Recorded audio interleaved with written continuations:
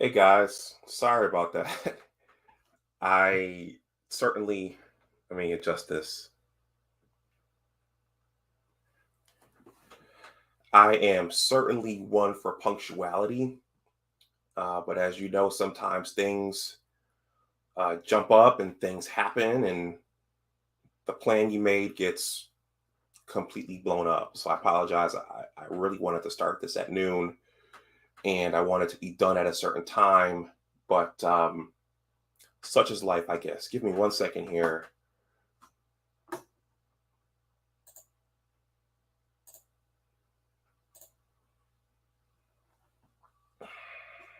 All right. I want to thank Sour YT for leaving this comment, even if you're not watching this live. Um, so I appreciate that. I see some folks are here. Please, oh, Michael Burden just dropped in. Whoever's watching, please shout yourselves out in the chat. I'm gonna go for about an hour, and then I have to cut it. As I mentioned, my entire schedule got thrown off a little bit. If you guys notice, I'm not wearing my hat. Sometimes you I was certain I put it in my suitcase. I'm broadcasting from Buffalo, New York, the east side of Buffalo, and I forgot my Michigan cap. Though my mother doesn't have central air, so and it's warm outside. It's showing 61 degrees here, so maybe it was too warm to wear that hat anyway. But I feel a little bit naked because I don't have my hat. Anyway, I am going to play the intro. I'm going to read one article, and then I'm going to talk about the subject of this stream, which is can the Wolverines in 2022 win the Ohio State game down at the Horseshoe? The super chat is live. If anyone wants to super chat me anything during this stream, I suspect the crowd will expand just a little bit. I know it's lunchtime on a Friday, and this is, for whatever reason, this is the most convenient time for me to do this sometimes. So I realize going in the evening during the week might get more live viewership, but this just works out. So the super chat is live. If anyone wants to super chat anything, and also my Cash App and PayPal are here. If anyone wants to make a donation via Cash App or PayPal, let me slow down. Via Cash App or PayPal, those are here. And without further ado, let me jump in because I know some people get frustrated if you don't jump right into what your title says you're going to talk about. So I'll see you guys on the other side of the intro. Go Blue.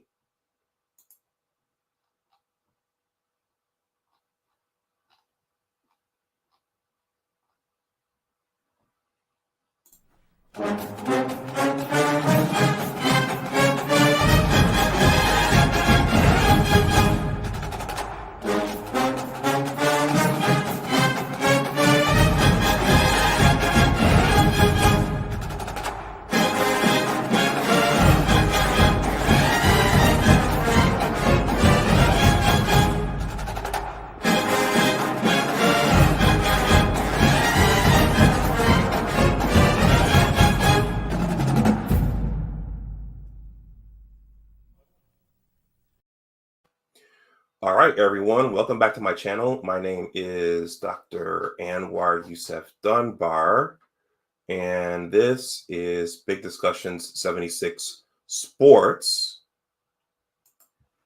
Respect is earned. Shout out to Bo Lido. So if you see fit, you can subscribe to the channel, you can like this stream / playback, and you can share if you see fit, because respect is earned. It will be helpful if you subscribe. I'm hovering right around 1090, and I'm just trying to get into that 1100 range. But so if you see fit to subscribe, if the algorithm has brought you here and you're new, if you see fit, again, respect is earned. Shout out to Bo Lido. If you see fit, please subscribe. Please hit the like button. Okay. Can Michigan win in the Horseshoe this 2022 season? Let me just shoot, because Buckeye Alex, he I think he wants to say something about this. He wants to come on and talk some trash. So let me just shoot him a text.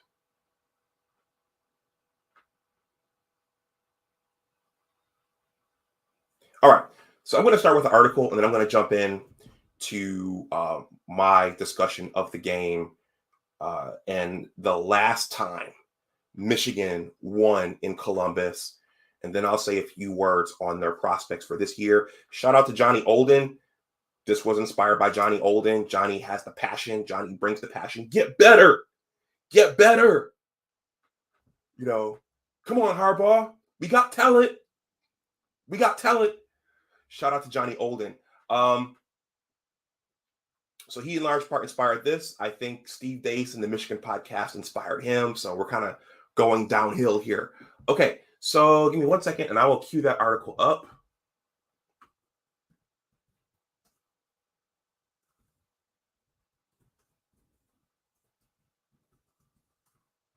There it is.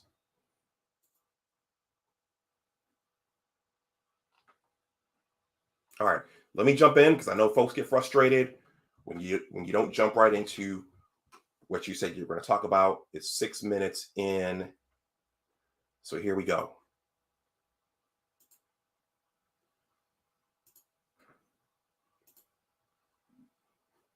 This is just a quick Michigan football news update. And this is from the Sportsbook Nation. And this is their Michigan football column. And that's the picture I used for the thumbnail. Daily Brews, Jim Harbaugh firm on Michigan's stance on the NIL. For those of you who don't know, though, how could you not know? Name, image, and likeness. I was about to say national image and likeness. If you're just coming in, please shout yourselves out in the chat. Please, well, if you see fit, hit the like button. Anyway.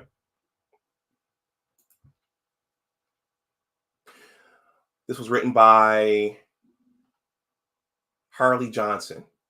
All right.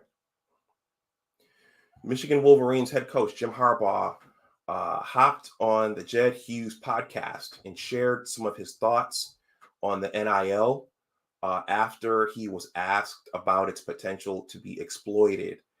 Harbaugh himself has been a supporter of NIL for some time, so it doesn't come as a surprise he started off his answer addressing the positives that have come from it. So I think Michigan has been slow to get involved with this because we do things the right way, the leaders and the best, and the NIL might invite in scandals of all kinds. So I think the university has been a little bit reluctant to get involved with the NIL, though players like JJ McCarthy have stated, and I think Hunter Dickinson from the basketball team have stated Michigan needs to get involved in the NIL because the other programs are. And I think that's the cause. That was the cause of the scandal, the dust up between Jimbo Fisher and Nick Saban about a month ago or 2 months ago. Before we jump to how it can be exploited in a bad way, as we all know, human nature, that's something that is definitely a possibility. I think we can all agree, take jersey sales, for example, or t-shirts, memorabilia, those kinds of things that every school has. Every school has the bookstore or the shop where orders can go to buy their gear. It makes sense that the player whose number is on that jersey, their name is on that jersey, should share in the revenue, Harbaugh said. That example right there, I think we can all agree on. Also, to profit off their name, their image and likeness, I support it. You just support anybody's ability to do that. That's all in the positive light and the way we're approaching things here at Michigan. And this was a big deal even going back to the Fab 5 days. Chris Webber, Jalen Rose, and those guys came to the epiphany that, hey, we're making all this money for the university. How come we're not getting paid for it? Okay. Michael, keep sounding off there in the chat. You are carrying the chat for this stream as of now. So keep going. Let's see. Also, to profit off their name, their image, and their likeness, I support it. You just support anybody's ability to do that. That's all in the positive light and the way we're approaching things here at Michigan. Harbaugh remained firm in his stance that when you come to Michigan to play football, You're coming for a transformational experience, not a transactional experience, he explained. What that literally means exactly is we're not going to pay signing bonuses for players to come onto the team. We're not going to pay recruits to sign here. Being forward on his belief, getting to Michigan and putting in the work will produce a good profit. I'm sorry. Being forward in his belief, getting to Michigan and putting in the work will produce a good profit doesn't directly point the finger at any program that doesn't allow the same ideology. But it's also not a subtle dig in a classic Harbaugh way. If the policy on your team is to buy some of your recruits, I don't think it'll sit well, Harbaugh said, from the standpoint and others. That's our decision. Without directly calling anyone out, Harbaugh shifted his focus back to the NIL, back to what NIL was meant for, saying, when you just look at this, the way that rules are, and the very good thing that we were talking about earlier with name, image, and likeness, the players should be able to profit from their name, image, and likeness. Okay. Some are making it sound like the coaching is making a salary cap or something. Some are making it sound like the coach is making a salary cap or something. The one that is writing the checks, Harbaugh continued, that's not what it's designed for. This is designed for players to profit off their name, image, and likeness, period. Okay. So this is going to fold well right here into Michigan's upcoming season. Harbaugh on Michigan repeating success, senior leadership more. A popular topic this offseason often posits the question of whether or not Michigan can repeat its results from last year. When asked, Harbaugh said, you have to re-win all those games again, right? They're not going to win themselves. We have to re-win them and get prepared to do that. One way to replicate success is for the rising seniors to take on their new leadership roles in such a way that the younger guys can feed off their dedication and tenacity. Without them, none of it is possible, Harbaugh said. They're the kind of guys who set the tone for it all. Literally put the train on their back and start pushing. The rest of us just jump on and start pushing and joining in. The next is the understanding of what worked well for the team last year and creating a shared feeling or ideology around that. So an identity. Oh, Alex is in the chat.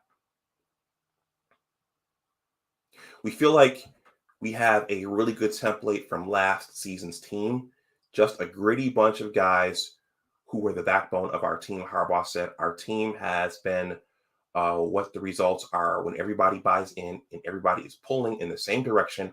Everybody is bleeding blue, just how good it can be. And then finally, that's been, to describe a word, the vibe that's on our team. Guys are looking for opportunities anywhere they can find it and trying to get better than they were yesterday, trying to be better tomorrow than they were today. It's really awesome. Okay, so that's that article. That sets up this discussion. Let's see. So when is the last time Michigan won in Columbus at the Horseshoe? And by the way, the Horseshoe is the wallpaper for this stream, just for a sense of and a sense of calm. Guys, let's take a quick look at the Horseshoe. I've never been to the Horseshoe. We'll just take a few seconds to look at the Horseshoe. If you're just coming in, please consider respect is earned. Please consider hitting the like. But let's take a quick look at the Horseshoe as a backdrop for this discussion.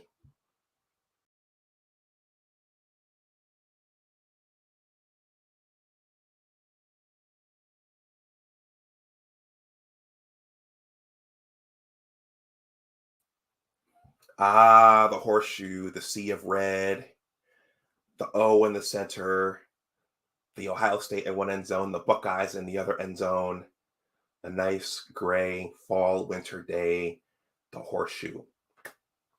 So when is the last time the Wolverines won in Columbus? Oh, Abdul Gaines is here. Speaking of which, well, Abdul Gaines is not the devil, but speak of one of our most passionate now Buckeye fans.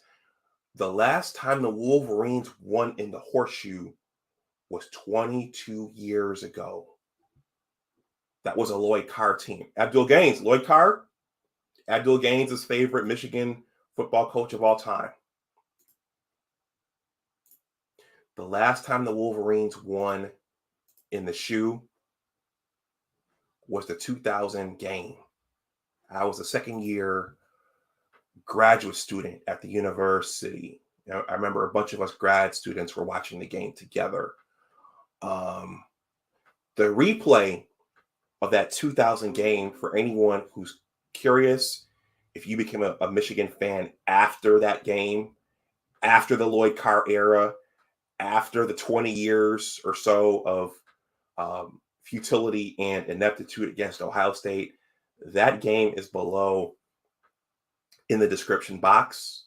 It looks like whoever uploaded it via VHS, because you could tell by the graininess of the picture. But I've been watching that game over the last couple of days. I watched it late last night just to kind of get a feel for what that was like to beat Ohio State down in the shoe. Now, I did record a Drew Henson video. That's in the description box below as well. I acknowledged him as the last Michigan quarterback to win down at the shoe. So let's just take a quick look at the box score from that day 22 years ago to see how Michigan did that. And for me, I think that'll give clues as to how Michigan can do that in the next 5 months, because it's no minor undertaking. Ohio State is angry after what happened last year. CJ Stroud has something to prove, especially after Desmond Howard's snide remark at the Heisman Trophy ceremony. Ryan Day has something to prove, especially after Jim's comment about the bases being loaded. The Ohio State defense has something to prove after being manhandled at the line of scrimmage. So the entire Buckeye Nation has something to prove. But let's take a quick look back at what Michigan did in November of 2000, and that will set up what I think they need to do in November of 2022. So that final score was 38-26. And just the players that were on that team, that was Drew Henson at quarterback, David Terrell and Marquise Walker at the wide receiver positions, Anthony Thomas at the tailback position, Benny Joppru, Jeff Backus, Steve Hutchinson, Jonathan Goodwin. All those guys were on offense. On defense, it was a mediocre defense. It wasn't an Alabama or a Clemson, or it wasn't a Baltimore Ravens defense. It was a young, mediocre defense with players like Larry Foote and Victor Hobson, Dan Remeshek, Todd Howard, James Whitley, Julius Curry, who got an interception in this game off of Steve Bellisari. So it was a mediocre defense, but it was a phenomenal, high-powered offense. Michael, give me a second. Let me finish my thesis here. A quick look at the box score. So yeah, Drew Henson at quarterback. And the other thing, guys, let's start with Drew's stats. Why is this doing this? There it is. See?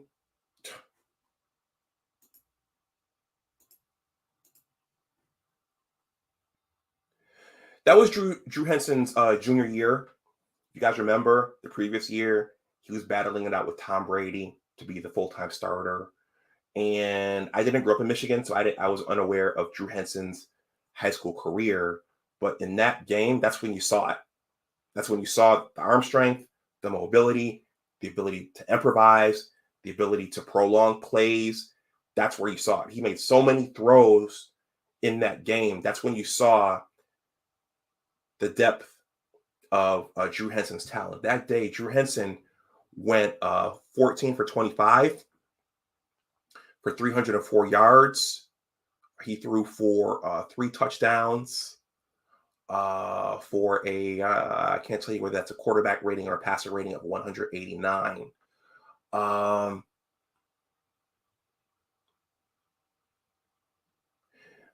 Let's see. Why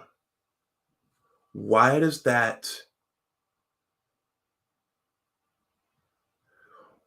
Ohio State quarterback say BJ Stander? It was Steve Belisari. Anyway, at tailback, Anthony Thomas didn't have a stellar game at the running back position. He didn't.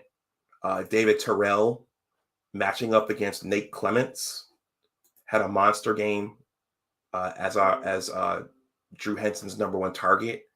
He caught 5 passes for 99 yards and 2 touchdowns.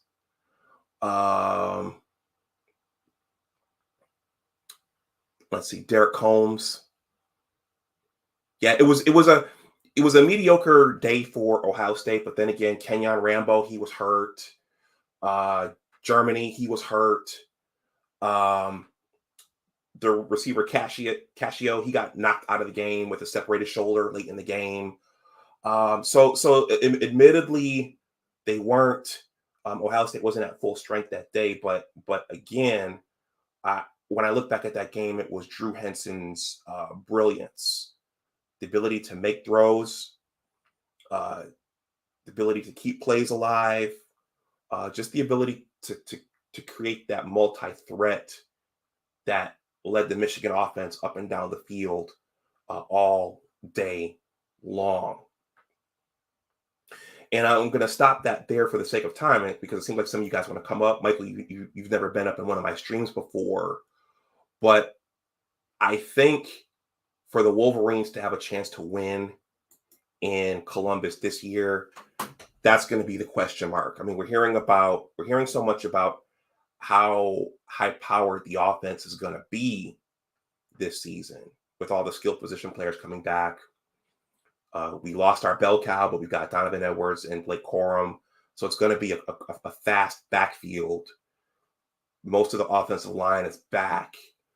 But the quarterback position, I don't think if Cade is going to dink and dunk and check down, I don't think we can win that game.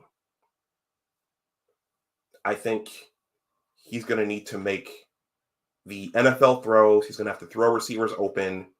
He's going to have to make plays instead of just managing the game. JJ can do that. JJ can make plays, but he doesn't have the experience. Okay. So I think in order for JJ to win that game, he'd have to run the entire gauntlet of the season and get those growing pains out of the way. Drew Henson did that 22 years ago. He was able to, he was rotating in and out with Tom Brady the previous 2 years, and then he finally got the reins that year. And so by the time he got to Columbus in 2000, he was battle tested already. I don't think you can throw JJ in within a couple of games and expect him to win in Columbus. So I think that's gonna be the X factor. Peanut Butter Hero just mentioned Braylon Edwards, and this brings up a good point. John Navarre and Chad Haney were good pocket passers. They could sit back there and make smart decisions and throw the ball. But they didn't have the mobility. They didn't have the ability to ad-lib the way Drew Henson did. And so I don't think, unless you're going to keep your quarterback's jersey 100% clean, I don't think you can win in Columbus with that type of quarterback play. You're going to need a dynamic player running around, ad-libbing, making the NFL throws. So I think, and a lot of this is going to be impacted by how well our young defense matures at that point. If it's a sieve, we're going to be in a shootout. If it's stout and they keep the game close, we could see something else. But that's what I want to say. Maybe this isn't as in-depth as Johnny's breakdown, but that's what I'm saying. It's going to come down to quarterback play. It's going to come down to what throws are made is going to come down to, are we just managing the game, or are we attacking the Ohio State defense for most of the game? I'm going to throw the link in the chat. Michael, I think you want to come up. I know Alex wants to come up, and you guys can let me know what you think. And then I'll wrap the stream up because I have some other things to do. So the link is here. Also, if you're watching on the playback and you like this, or if any of this resonates with you, you can leave a super thanks. I don't think I've received a super thanks on this channel yet. The crowds are different, but you can leave a super thanks. Alex and Michael, the link is there if you guys want to come up and put your 2 cents in.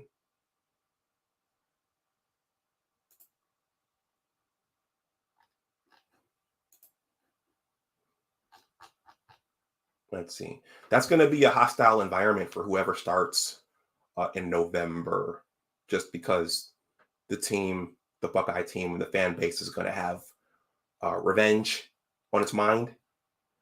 So whoever gets the start, it's going to be a hostile environment. Oh, we got both of them. All right. I'll bring Alex first since he's been my road dog. And I'll bring Michael up. Alex, I'll give you the mic first. Go ahead. You disappeared. Are you there? He didn't get scared, did he? All right. Well, Michael, you go ahead while Alex sorts out whatever he's doing. First of all, Alex, I want to say thank you for coming up, man. Definitely love your program, man. Go Blue. I appreciate that. I've heard multiple things about my channel and my content, so you can't make everybody happy. But anyway, go ahead. Well, we ain't perfect, so we ain't supposed to be making everybody happy. But like I was saying in the chat, man, I was at that game, man, and it was a wonderful day. And one of the things that really stood out to me was when Drew Henson made that halfback screen pass to the A train. He ran 72 beautiful yards. It was a thing of beauty.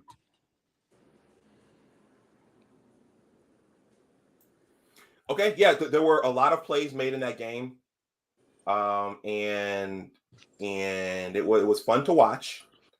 My opinion, Alex is grinning over there. My opinion is that is what will be needed to pull that off again. The dink and dunk, the conservative play.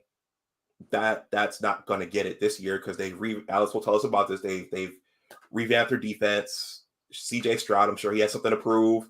Ryan Day has something to prove. So that the dink and dunk safe playing that Cade plays is not going to cut it this time. Well, you know they went and got the defensive coordinator from Oklahoma State, and you were talking about Steve Deace's program. Man, we don't play man ball in this league. This is a smash mouth league. He got to get used to that kind of thing too.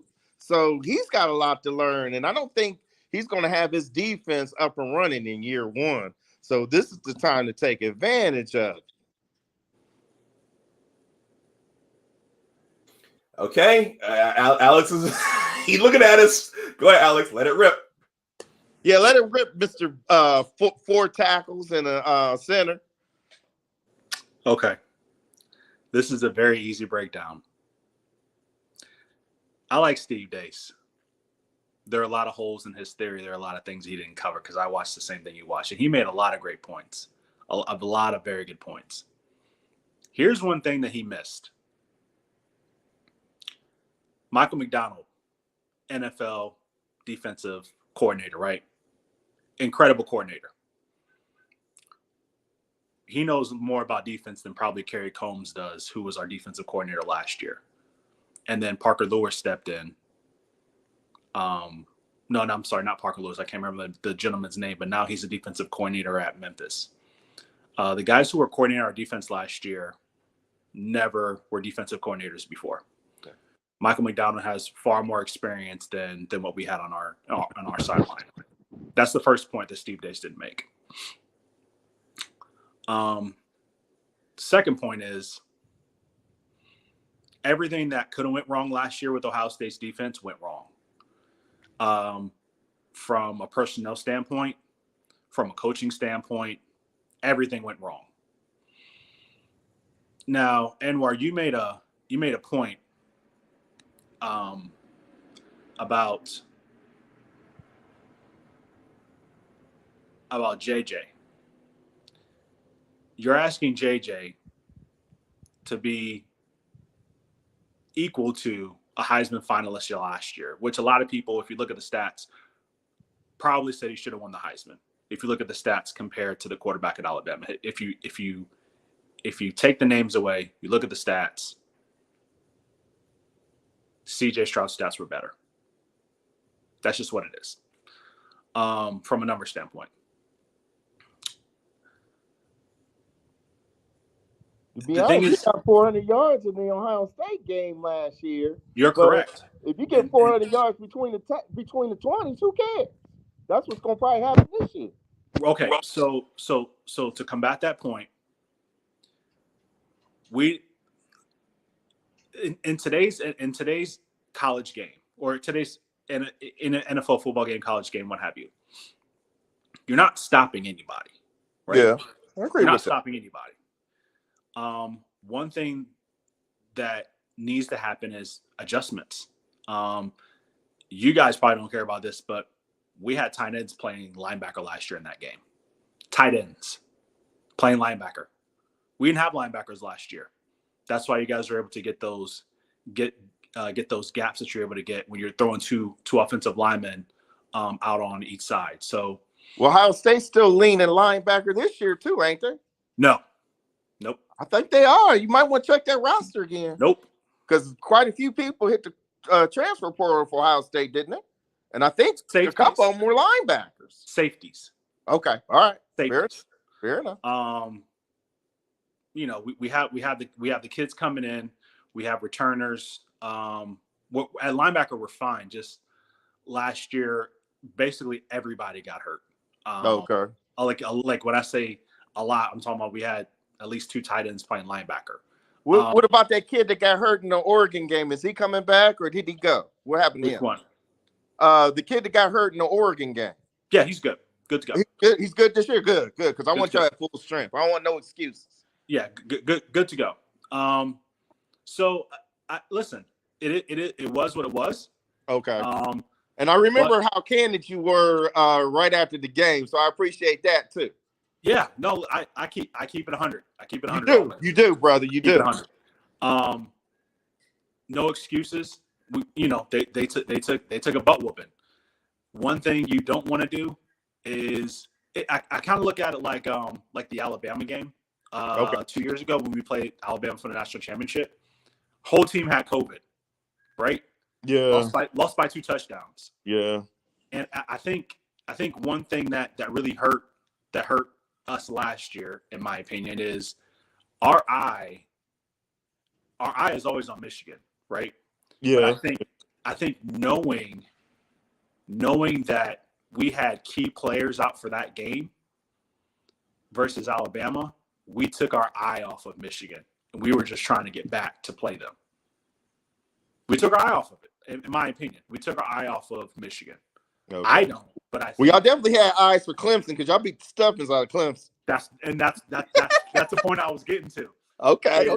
The Clemson came in, tested our manhood twice, and we were like, all right, we didn't have enough of this. Like, they beat us up. But wasn't it Dabo Sweetie talking schmiggity schmack? And that's my gosh.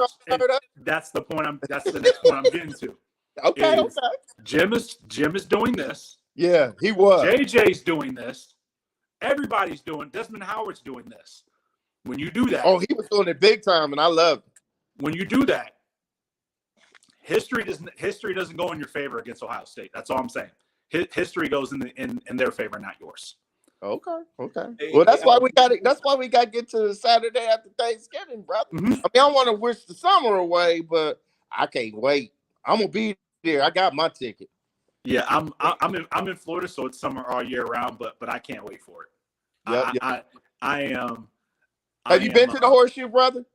Oh, I can't tell you how many. I used to live in Columbus. Okay. I used to live in Columbus. Well, so you already know it's one hell of a party. In fact, oh my God, anybody's never been to Columbus. Listen, you're talking about the oval on the walk through. Yep. Oh my gosh, it's a beautiful scenery. Just the walk just the walk there is gorgeous.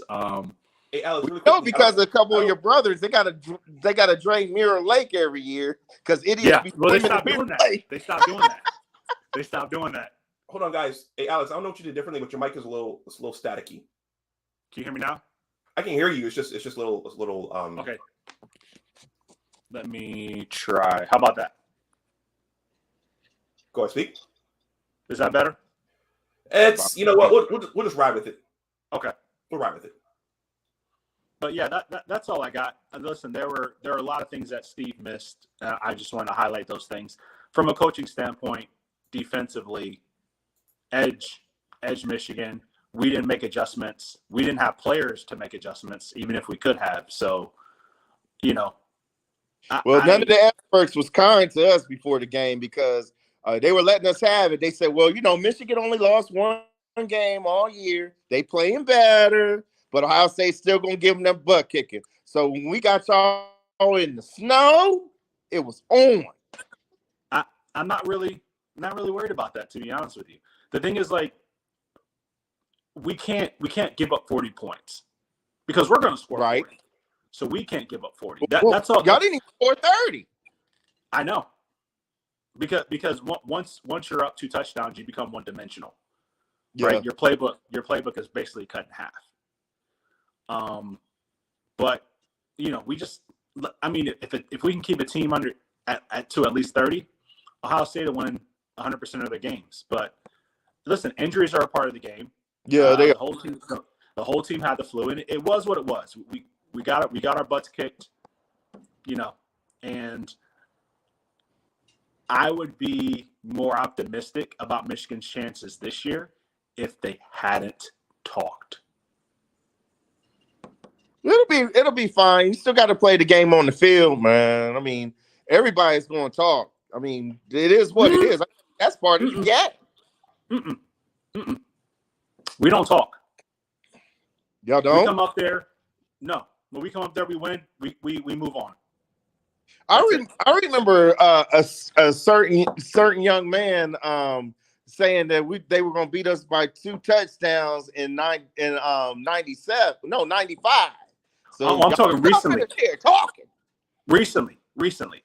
Okay. Well, we still remember y'all supposed to be hanging 100 points on us, so that's still bulletin board material.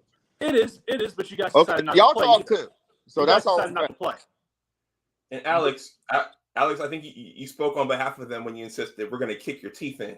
Yeah.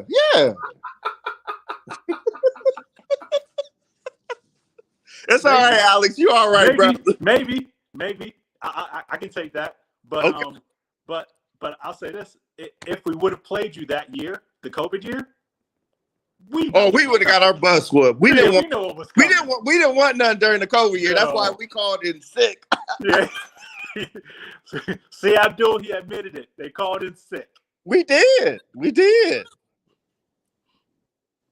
if we played that, we would have got spanked. I admit it. We got spanked. Oh, absolutely.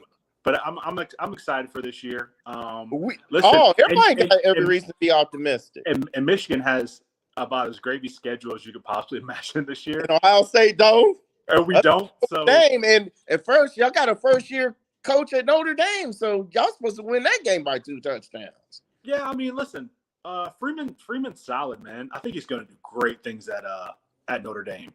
He's solid, but he don't have his boys on the yard. I mean, what? No, not yet. He will. Bowl game last year, right? Yeah, he will. I think. Listen, I mean, Ohio State beat him out for some really good recruits this year. Listen, he was in the mix to the very end. That eventually he'll get 1 or 2 of those, and then that there'll be a snowball effect. Well, he'll get some kids here and there. So I'm really excited for what he's going to do in the future. I mean, it's going to be a lot of battling with that school for a lot of recruits because we're going to be targeting the same type of kids. And they're targeting. They got one of our kids too. I mean, if it wasn't for us going after Dante Moore, it would have been a real loss losing Lloyd Carr's grandson. Yeah. Well, the fact that you guys are losing Dante Moore is we ain't losing Dante. Dante Moore is coming to Michigan. Write it down. Because we could have had Lloyd Carr's grandson, but because we getting more, we can't have both of them. We already know it. Not happening. I'm telling you. Not happening. He's out. I got a friendly little wager that we getting Dante Moore, son. He's out. He's going to Michigan. He's out. Okay. We're going to see. Well, hold on, guys. Abdul Gaines has spoken. He says, Ryan Day understands the enormity of the situation. He understands how I will respond if anything but total victory isn't achieved against the Wolverines. We're going to see. Abdul Gaines has spoken. He has. I forget. You know what? I'm gonna drop it in here later. I think Dante Moore is pegged to, I want to say Texas A&M. I think he did an official visit to Texas A&M. Last weekend? Yeah, I think I'm telling you, he's coming to Michigan. I'm pretty sure the expert recruiters have him all going to Texas A&M. Nah. He doesn't. Here's the thing. He doesn't even want to go to Michigan. I don't know what happened, but like a lot of people have been reporting this. He doesn't even want to go to Michigan. I don't know why, because now if he's going to go, now would be the time to go. I think if I was him, but then again, if you look at what Texas A&M is doing down there, they just need a QB, and it's go time. That's all they need. They buying all their athletes, though. Whatever. It's all good. Listen, I tell you what, everybody's been doing it. Now it's just legal. My man Sam Webb and everybody at 24/7 still got Dante in Michigan right there in the mix. So I like our chances of getting that young man, and he want to stay right in the backyard. All his people can come on down the street. They ain't got to cop a flight and go to freaking College Station to go watch him play. Is he like I said, we're going to get him, or else we would have got Lloyd Carr's grant. Yeah, College Station is going to be on TV every week, so that doesn't matter. That doesn't matter, and he'll make enough money to fly them down if need be. But you know, why would you want to stay in Michigan if you have to? Like, no offense, but like, man, Motown is what's up. Have you ever been to the University of Michigan? Yes, I have. I've been there, and I've been to Detroit plenty of times. Been to the Joe Louis, Motown, been downtown. Listen, they rebuilt downtown. They got a really great pizza place. I like Detroit. Okay. You know, so some people just want to exercise their options and go elsewhere. That's all. And he's going to exercise his options. It's a better right down situation. The street. It's going to be all that. Yeah, I think it's in my opinion, it's a better situation for him. Like, for him, from a player development standpoint, it's a better situation. I feel like it is for him. And that's not saying anything against Michigan, just from. I know why it'd be a better situation, because if we end up with Dante Moore, which we will, that's going to spell more L's for Ohio State, and you know. No, won't. Because that's no, won't. bad. No, won't. Because that's going to also open up the pipeline even more for more local cats to come on down to Michigan. We pretty much drawing the circle around. I know this year's Tuck's doing a pretty good job about getting some of the guys there, but we're gonna get our fair share because, damn it, we are Michigan. Okay, you're wrong for a slew of reasons. Recruiting rankings being one of them. Okay, but Dante Moore is not better than Dylan Raiola, and just from a skill position when it comes to talent, it's not close. It's not even in the same state, city, like 10 states over. I don't even think it's in the same country when it comes to like skill position players. One thing I can say about Michigan is you get a bunch of low 4 stars and high 3 stars, and you develop the hell out of them. You develop the hell out of them. None of the guys outside. I mean, I think the last 5-star wideout to go to Michigan was Donovan Peoples-Jones, and that didn't go too well. He should have been a lot better than he was at Michigan. No, it didn't. A lot better. He's a better Brown, and I'm a Cleveland Browns fan, and he's doing a lot better for the Browns than he did for. I agree. Yeah. But you look at the other side, and I mean, we're cranking them out. The 4 years, we're going to have wide receivers going in the first round. That's what we're doing on our end.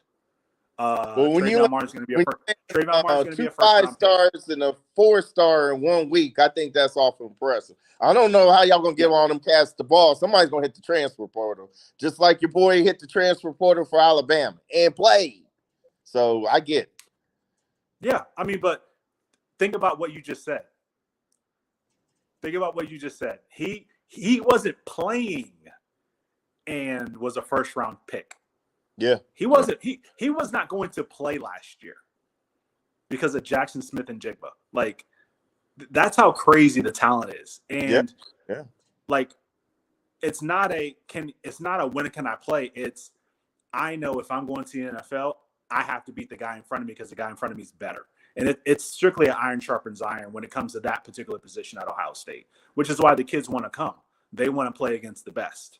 They don't want early playing time. They want to play against the best that's going to prepare them for the NFL. Yeah. I agree with that. Yeah.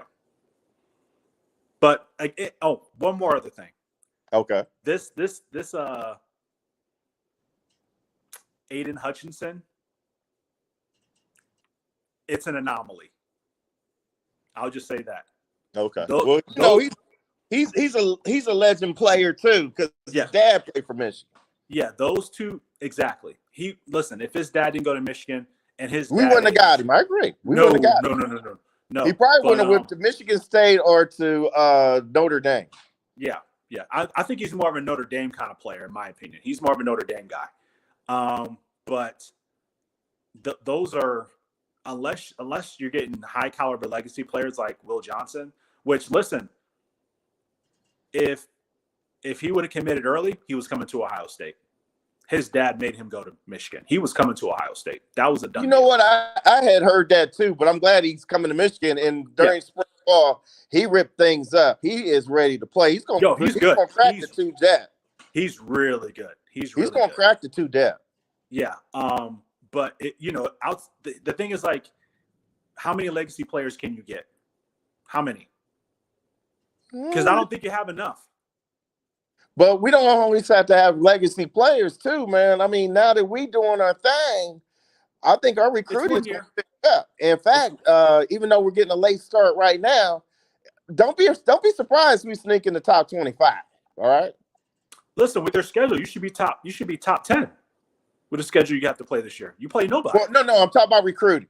No, that's not going to happen. We're going to sneak in the top 25. Mark it down. Well, you're already in the top 25. You're in between about 8 to 11. But that's Michigan State. No, we're 38. No, but it's early. Exactly. It's early. Yeah, but you guys typically stay between 8 to like 15, somewhere in that range. But the problem is that the gap between 8 and 15 is like the gap between like 8 and 40 or 8 and like 50. It's not a huge gap, but the gap between, I'm gonna tell you why. The gap between like 1 and 5 is close. The gap between like 8 and 15 is humongous. It's a huge drop off. Well, that might be because of the recruiting experts, quote unquote. But you got to remember, Jim and the boys on the staff, they know football. And they know who will fit their who's going to fit their liking, who's going to fit their type. And everybody that they pick, man, they've been able to come right on in and play. Some of them have to wait their turn. But for the most part, man, we've been getting some recruits. And we've been getting recruits that play Michigan football. And that's what's the key to it. Not what these experts out here saying. It's about Jimbo, my man Sharon Moore, them guys and then Jesse, the new defensive coordinator, getting players that can play in their system. I don't care about how many stars is behind their name. Can they play in their system? That's what most, at this level, that's what all the coaches do. Yeah. We listen, we could have got JJ McCarthy, but decided on Kyle McCord instead. Because JJ McCartney said, even though we was losing, I'm coming to Michigan. And that's and he ain't a legacy player, by the way. That was that was well after we decided that we were going all in on Kyle McCord. Okay. Like that was way after that. And then Kyle McCord is sitting the bench. Yeah, I mean, but here's the thing: he's sitting the bench, but he's going to start next year, right? He'll start next year. Probably not. Well, don't y'all got another stud coming in? He'll probably beat him out, and then Kyle McCord gonna probably just sit there on the bench. No, listen. It's set up this way, and I understand.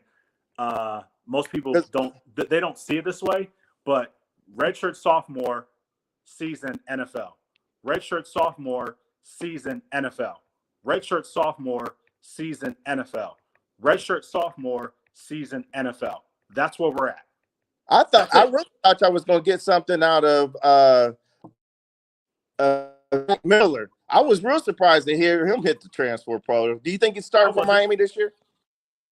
He's at Florida. He's not. Do you think he's going to start for Miami? No, he's at Florida. He's not going to start. Actually, I mean at Florida. Okay, I knew he went down to one. Yeah, I live about 20 minutes from Gainesville. He played with the second team. He played pretty well, but he's not going to start. Not this year. Maybe next year. Maybe next year. Start. Yeah. I mean, if it don't work out for the young man, I like to see him succeed because me too. I like him a lot. He had a lot of injuries in high school, so which really affected his ranking coming out. Like he had a lot of injuries the last 2 years in school, but he can play. He can play. I saw him play in high school. Like, woo.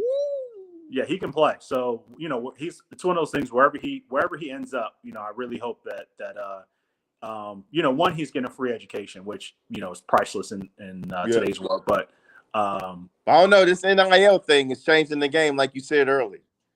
Listen. Either you get on board or it's going to roll right over you. Take your pick. What are you going to do? I think Michigan's slowly getting on board, but at the same time, I like the way they're doing it. They don't want to, make it so obvious that they're going to get that the kids going to get paid coming in the door. Got to earn it, and I like that. Why? Because if they earn their stripes and be part of the community, then them getting paid, that means a lot much more. And then they feel like they get respect from the team. We live in a capitalistic society. You better take advantage. You better take advantage because you can get it. Here's the thing. If you make $1 million, and this is what I loved about Quentin Ewers, even though he literally he fleeced Ohio State. But we don't want that. But I'm okay with it. This is what I like about Quentin Ewers. He made the choice he made. You got to get your money. You can get an education whenever you want. If you got $2 million in your bank account, you can afford to go to college. Yeah. But if you go to college, you might not necessarily be able to get $2 million. But I noticed he got to Texas. He got a little scholarship and another NIL deal from Texas. That's fine. That's fine. But for most kids, if you can get paid, get your money because it's not guaranteed that you're going to be able to make it to the NFL. It's not guaranteed that you're going to get a college education and become a millionaire. None of that is guaranteed. That's true. It ain't even guaranteed if you're going to come in and play. Exactly. So you might as well, if you have the opportunity, get paid if you can. That's my opinion. Okay, bro. If you can get money, if you can get that, even $500,000, you take that, you invest it. You don't know what comes of that. You invest part of it, the opportunities, things like those type of opportunities don't present themselves often. Yeah, because I got to work hard for what I got. I ain't got $250,000 laying in the bank account somewhere. But I get it. Yeah, you have to take advantage of those, when you can. You just, you're going to kick yourself if you don't. And I think that's it. Listen, the way Ohio State does it, it's interesting. They actually have an NIL department, right? Where if companies are interested, they reach out to that department and then they put that department in contact with that student athlete. To me, that's the model, in my opinion. That's how it should be done. Well, Michigan's got a thing set up with Valiant to where, they can kind of point them in the direction of some of that thing too. But at the same time, we don't want that to be the be all and end all of why you go come to Michigan. We want some more substance to the guy. And I mean, it's two different approaches. And I guess in the long run, we're gonna see what happens. Because if you're getting all these cats, it's all about the dollars right there, right now. What's gonna keep them from hitting the damn transfer portal?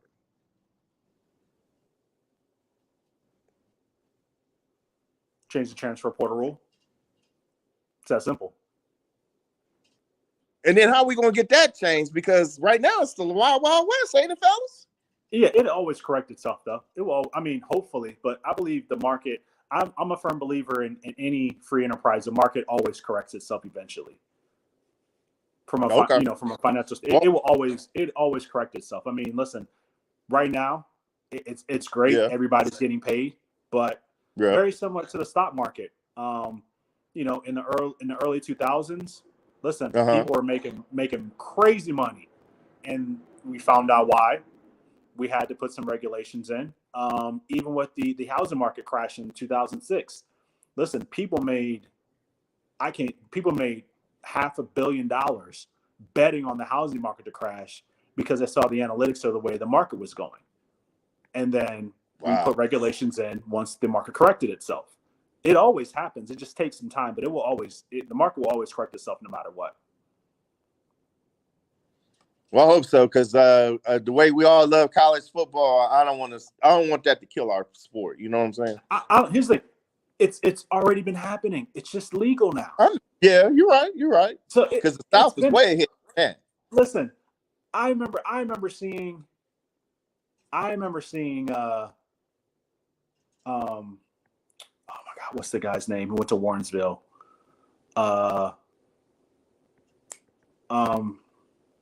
Did he go to Ohio State? Yeah, he went to Ohio State. Heights? Yeah. With the running back, he tried to go to the NFL early. I'm drawing a blank. Oh, he's not from Warren.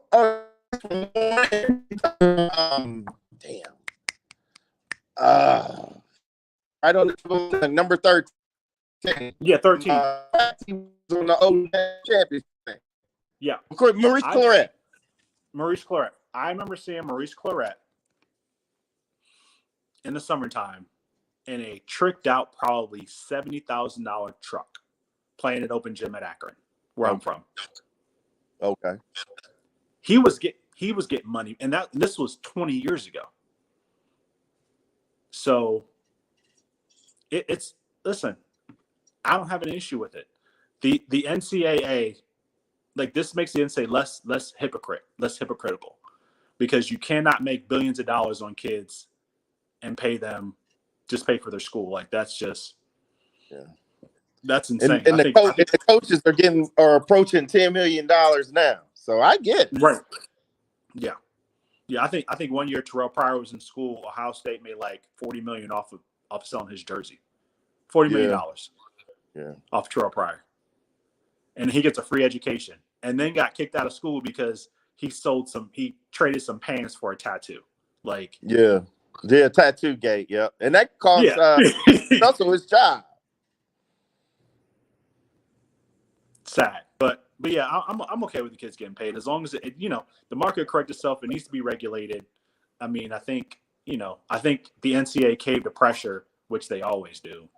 Whatever, but they're a paper dragon anyway. Oh yeah, they're all about money. That they just want to get paid. That's it. Yeah. But it'll correct itself, and I think eventually, I think the one-time transfer rule, I think that's a good idea. Harbaugh the one brought that one up, right? Yeah. Okay. Yeah. I mean, he's not the only one. A lot of people were in favor of that. Yeah. A lot. I mean, it makes all the sense in the world. Like, you should be able to transfer once, if you don't like your situation. But I feel like if you have an NIL deal, you shouldn't be able to. I'll tell you a little known secret about Harbaugh too. He don't mind coming in yanking your scholarship if he don't think you up to snuff, and I've seen him do it. I can tell you one thing about Harbaugh too. He sucks against Michigan State. Well, he's got to be real tough I have here. nothing to say about that one. I was at the game last year, man, and when they took that touchdown off the board, they took that touchdown off the board. I thought we might be in trouble, and it turned out to be. Giving up 2 fourth-quarter touchdowns, that boy is good, but he ain't that damn good. Yeah, I mean, I think the strip sack taken back, I think that hurt. I think momentum matters, but then we gave up that fourth down completion to Peyton, their quarterback. Yeah, we gave up that fourth down conversion, that fade route, and then Kenneth Walker. I don't know why McDonald didn't adjust the defense. Maybe he could, maybe he did, and he was just that good. But hey, if that Kenneth Walker would have showed up against Ohio State last year, maybe that'd give Ohio State a better game in the Horseshoe.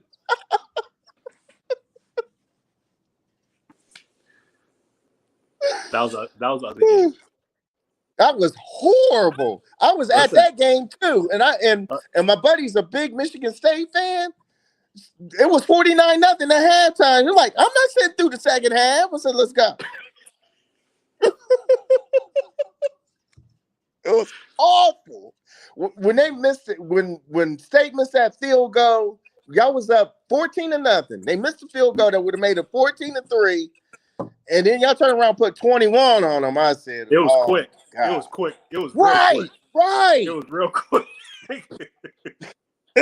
I hope y'all leave that offense in the locker room when we come and visit y'all. No, can't do that. Can't do that. No, sir.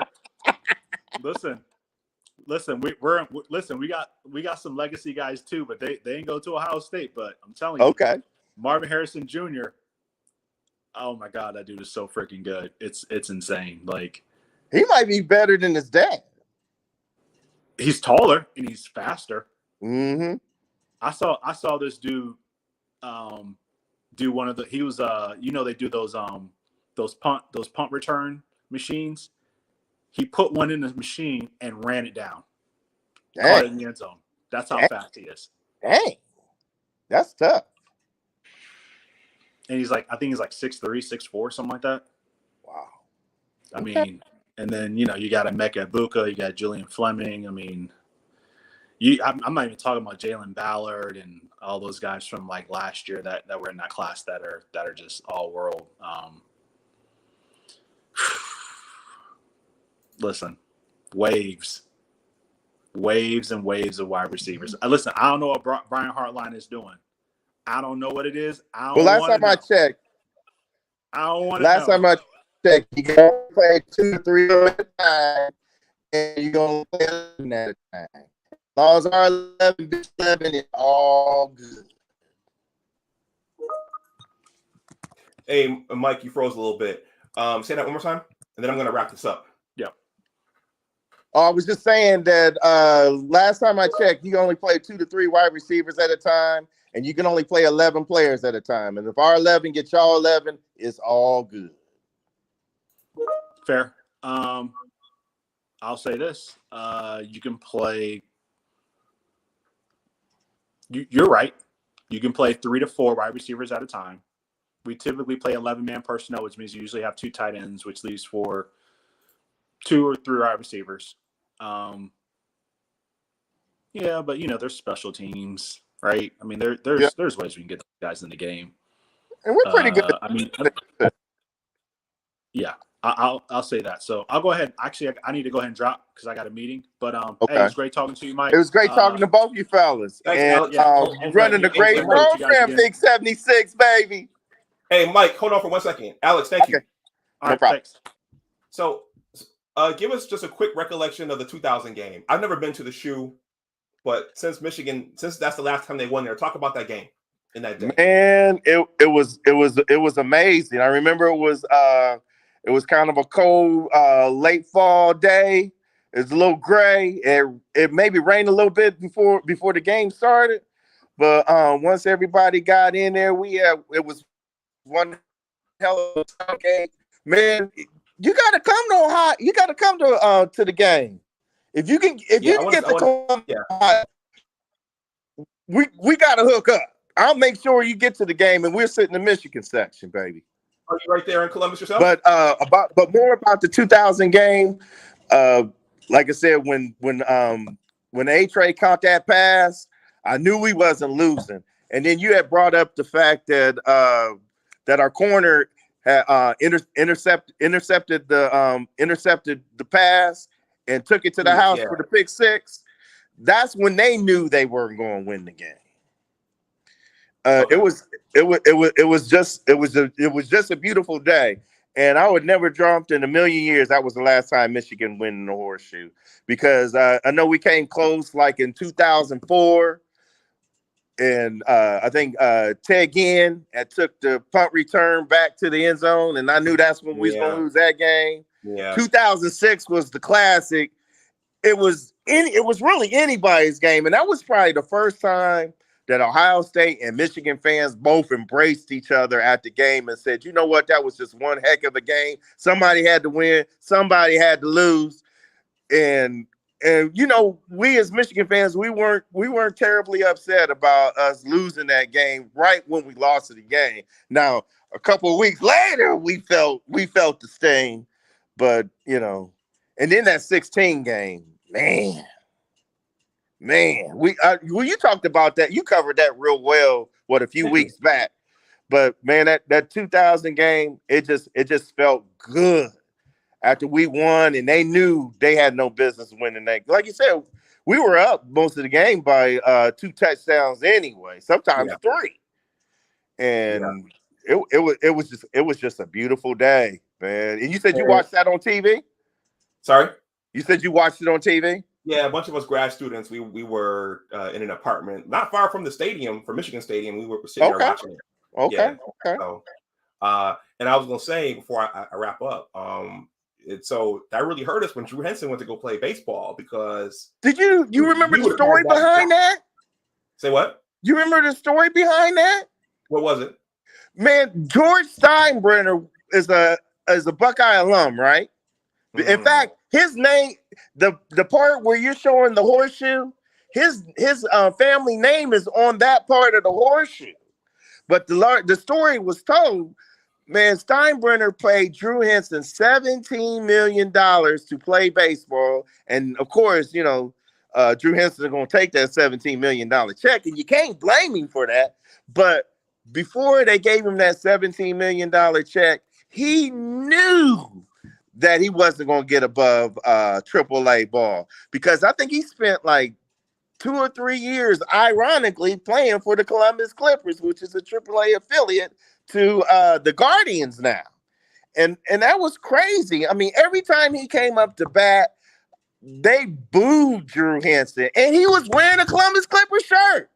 That's how silly some of these fans are in Columbus. They were booing him every time. I mean, he was supposed to be on their team. You would think they would gotten. They never got over the fact that Drew Henson beat their ass in the horseshoe, and they booed him every time he got up to the plate. It was horrible. Yeah. Okay. And before we go, you're right there in Columbus, or you up in Detroit? No, I'm in Columbus. Okay. All right. Well, I'm gonna put that on the list for this year. Put it on the list, and if you come down, man, it's one heck of a party. And I don't mind wearing my colors. You know, that's probably the only time I ever go down there and wear my colors is if Ohio State are playing Michigan, because you know you don't want to be no idiot. But that horseshoe, they get 106,000 in there every home Saturday, and they probably have another 150,000 people on the street just having a party, man. Okay. It's one heck of a party. I heard some of them are nice, but some of them are like the Raider fans. They are. But hey, up in Ann Arbor, we kind of the same way. You know, all those people just around the big house, one heck of a party, tailgate. Everybody, you know how we do it in Ann Arbor. We love Ann Arbor. Yeah. Okay. Well, Michael, thank you for coming up. Well, Please thanks for inviting me up, man. No problem. I have to shut this one down. All right. But thank you for your support. Thank you. And yeah, I agree with this, everyone. JT was short. From where I was watching it, Buffalo Wild Wings on Niagara Falls Boulevard, JT Barrett was short, but that's neither here nor there. All right, everyone. I have a hard stop. I've got more to do today. Let me slow down. I have more to do today. I don't always enunciate everything the way that I should. So I have more to do today. Thank you to everyone who supported this stream, everyone who watched, and everyone who hit that like button. Again, respect is earned. Shout out to Bo Lytle. So if you saw fit, if you see fit, if you're watching this on the playback, if you see fit to hit that like button, have at it. I think when I started this stream, I was at 1,088 subs, or maybe 1,090 subs. So I'm 10 away from 1,100. So if you see fit, please hit that subscribe button. If you see fit, hit the notification bell. Yeah. Please consider joining the Big Words LLC Newsletter. Guys, in addition to being a YouTube content creator, if you hear a phone ringing, that's my mom's phone. Please consider joining the Big Words LLC Newsletter. In addition to being a YouTube content creator, I'm also a writer working on a book. There's a 2-paragraph greeting there. There's a subscription button there at the bottom. You just enter in your email address, and I'm sending this out monthly. And my book project is actually, hold on a second.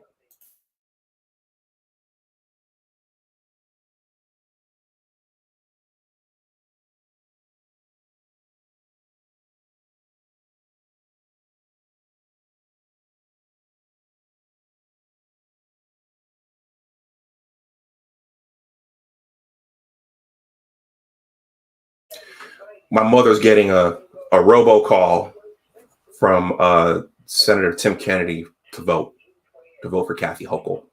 Anyway, I'll talk over the answering machine. Anyways, that's my newsletter, my book project. Let me drop the link here in the chat for anyone who's interested. So the newsletter is here.